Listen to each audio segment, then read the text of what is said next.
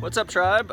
Just wanted to talk today a little bit about thread fabric variation. So if you've bought a bag and received the bag, you may notice that there might be some small differences between what was shown online versus what you received.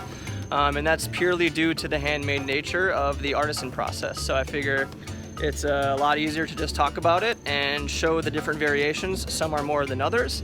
And then also just briefly talk about the process so you can understand where we're coming from.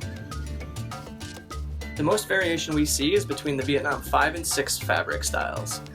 These are embroidered textiles by Hmong women in northern Vietnam. And because their main source of income is agriculture, they're only doing embroidery in between harvests and in their downtime. Our fabric and textiles that we assemble into bags are actually made from tribal garments, from skirts. And on average, one woman weaves only 2 skirts per year. Here we have skirts from 2 different artisans. You can see that each one has a different design, a slightly different color palette than the other, and that's a process that we choose not to dictate or control because it's up to the artisan and whatever design that she wants to create. Here you can see the Vietnam 6 Hmong textile in Ethnotech bags, and you can see the variation that even on the same product you can have from side to side a slightly different change in design and color. And here, flip the padu, you can see that the other side is slightly different and equally cool. And here we see the Vietnam textile design. And on the Jalan, it's a slightly blue indigo, and then on the Chiburi you've got a purple, and then you've got a more brown on the Chalo. And on the padu, a purple with a slightly different backside.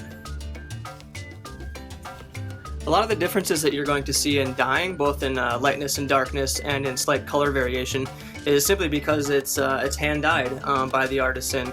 It's literally the artisan making a concoction of colors and pigments that get as close to their original design as possible, and then they just have to repeat it batch after batch, which once you understand the process is pretty impressive that they're able to get it so close every time, but there is going to be some variation.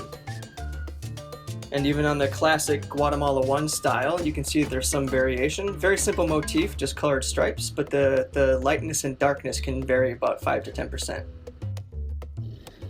And the same thing goes for the India textiles. Here we see India 11, one is slightly more pink and the other slightly more orange, both still awesome products. And here we have the India 8 design, which has lots of motifs in it, zigzags, diamonds, triangles, and some empty kind of blank patches, and that varies from bag to bag, and it's up to the artisan. Alright, so hopefully that was helpful and helped you understand the process a little bit more, and now maybe have a new appreciation for the bag that you have. So if you have any more questions, just reach out to us. We're happy to talk, and thanks. See you later.